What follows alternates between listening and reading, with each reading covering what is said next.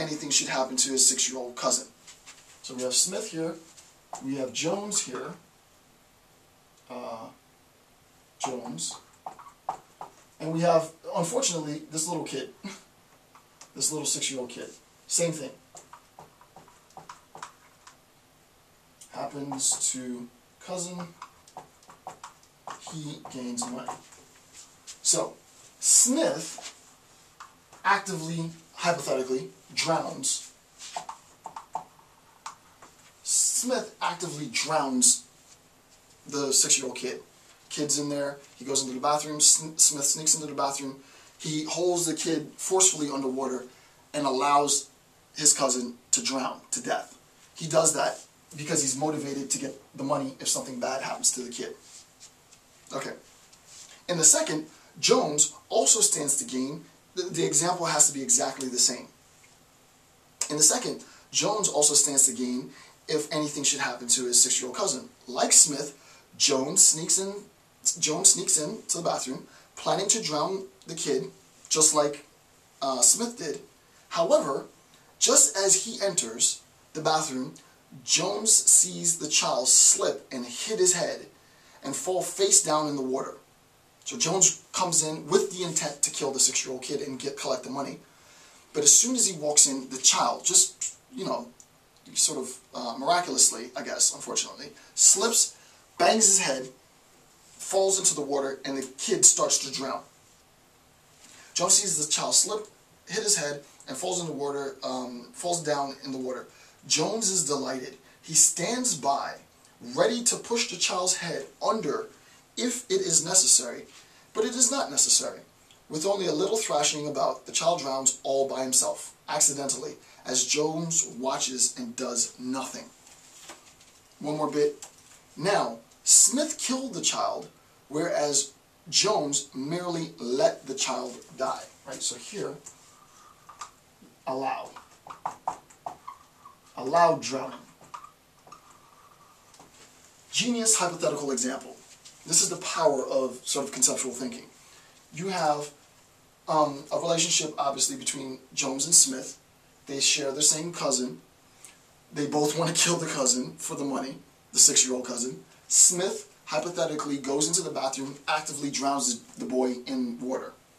Jones doesn't actively kill a kid. He goes in with the intent to kill the kid.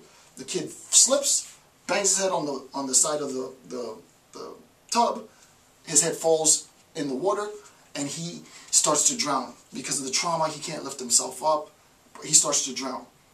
If the child were to completely lift himself up, Jones would be willing to drown the kid, as Smith did, but there's no need to do that. The child drowns on his own.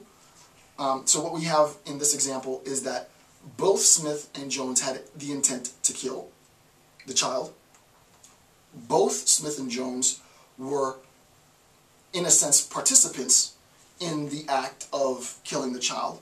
The difference only being that Smith actively killed the child and that Jones allowed the child to die.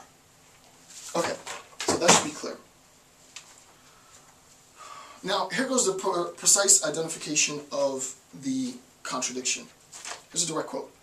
Quote, "The American Medical Association," this is December 4th, 1973, stated that the intentional termination of life of one human being by another, however,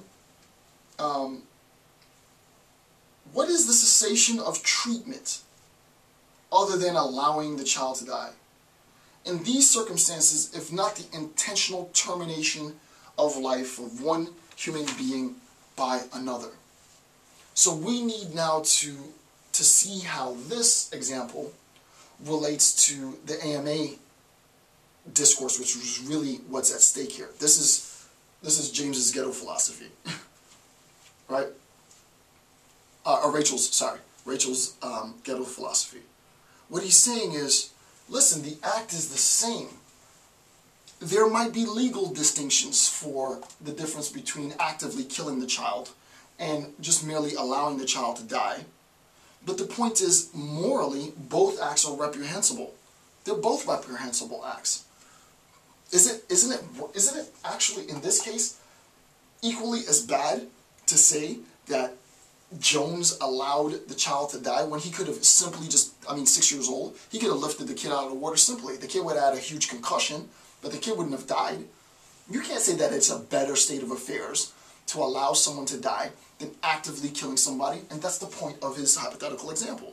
Allowing somebody to die and actively killing someone on moral grounds, if you want to be consistent, they're both morally reprehensible. Both what Jones did and what Smith did to their 6-year-old cousin is morally reprehensible, right? It's not to say that this is better or this is better. No, they both had the intent to kill. The kid died in both examples. The only difference was that Smith actively killed the kid and Jones killed the kid when he could have saved the child's life. Now, if we look to the broader discussion on the rights and responsibilities of members of the medical community is making a rather fallacious claim, argues Rachel's, that allowing to die is some way better than actively killing, right? And Rachel's legitimizes the discourse, right? We understand the atrocities that and the abuses that the medical community have done with respect to abuse of power, experimentation, infection of human population, torturing humans, and so on and so forth. The medical community has done, and in the name of science and medicine, the most horrendous atrocities have occurred. But the idea is, there is no substantial logical difference in actively killing a patient and allowing to die. It would be better to allow the patient to die, is the argument, and Rachel wants to deny that. Rachel says specifically, listen, here's a direct quote, what is the cessation, and this is the point, right? What is the cessation of treatment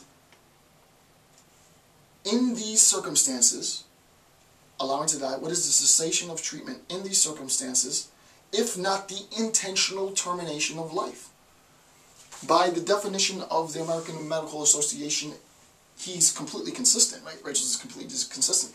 You define this act as the intentional termination of one human life by another, and what is the cessation of treatment than that? The doctor intends to allow the patient to die intentionally. It's indirect. No, it's indirect, but you're still allowing the patient to die, right? You're still allowing the patient to die. The idea is, it would be a better state of affairs, coupled now with Shaw's description of the child in the intestinal blockage and Down syndromes, right?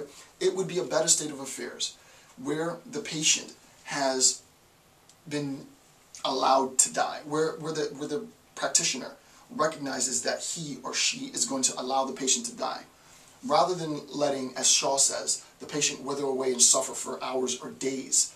It would be better, it would be more just, it would be more ethical, it would be more moral to actively take the life of the patient and kill the patient, is the argument. Right? It's a pretty contentious point, but it is impossible after this example to say that there's a moral distinction between, and that's the point, that there's a moral distinction between allowing to die and actively killing. There's no moral distinction in and of itself, right? Given different circumstances, sure. But in and of itself, allowing to die and actively killing there really isn't a moral distinction. So here's the key. One learns to think of killing in a much worse light than letting die. And that's what's important, right? There is a narrative, there's a social narrative that tells us that killing is worse than allowing to die. But the example is, there is no moral justification for this distinction. Right? Both are morally reprehensible, or both are morally permissible. But the idea is, according to James is taking the ground, and I agree with him 100%, that actively killing in certain circumstances, right? We can't conceptualize all circumstances. In certain circumstances, specifically the examples that he's given, intestinal blockage, throat cancer, blah, blah, blah, it's better, it's more moral in these specific circumstances to allow the patient to die. To be fair, is James saying that the medical community can actively participate in the death of its population? Absolutely not.